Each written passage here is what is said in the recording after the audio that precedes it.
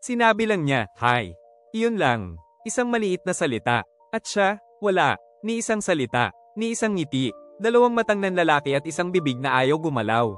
At doon muli nagsimula ang lahat. Ang kakaibang pakiramdam ng paglutang, gaya ng bula ng sabon na dinadala ng banayad na hangin.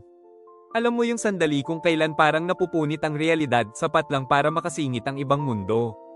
Hindi ngayon, naisip niya. Ngunit sa mga kwento, kailan may hindi nananalo ang mga iniisip laban sa mahika. Sa isang kisap mata, nalunod siya. Nilamon siya ng mirror oval. Bumagsak siya sa isang parang gawa sa candy, kulay rosas at malambot at ang hangin ay amoy marshmallow. Nandoon ang kanyang kapatid, syempre. Nagtatago na sa likod ng malaking batong parang unan. Kumikinang ang mga mata nito habang itinuro ang isang kuweba. Isang dragon. Totoo, humihilik habang natutulog at sa bawat hinga may lumalabas na maliit na apoy. Gusto ng kanyang kapatid na sumugod. Syempre, tulad ng lagi, iyong tipo ng taong tatalon sa lawa bago pa alamin kung may tubig. Ngunit siya, ang ating bayani, nagdadalawang isip.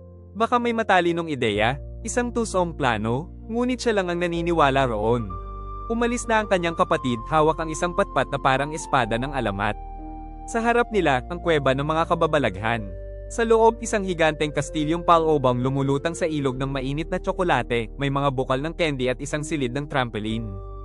At sa mismong pasukan, ang dragon. Kasing haba ng 3 boss, balot ng makakapal na kaliskis, may buntot na tumutunog na klang sa bawat hakbang. At isang matang tila nagsasabing, lumapit ka, magiging tostado ka. Ang labanan ay, sabihin na nating mabilis at kaiyahiya. Tinangkang magtago ng bayani sa damuhan, parang halamang ligaw. Tiningnan lang sila ng dragon, inis na parang naistorbo sa tulog. At sa isang hampas ng kanyang paa, tinapon sila sa isang palumpong ng mga balahibo. At doon, balot ng pino at ng kabiguan, nakita niya ito. Siya, sa totoong mundo, tinitingnan siya, saglit lamang. Itinaas nito ang kilay, parang nag-aalangan kung mabait ba o medyo kakaiba. At saka ito lumakad palayo, gaya ng isang taong ibinabalik ang telepono sa bulsa kapag wala ng karapat-dapat ilike.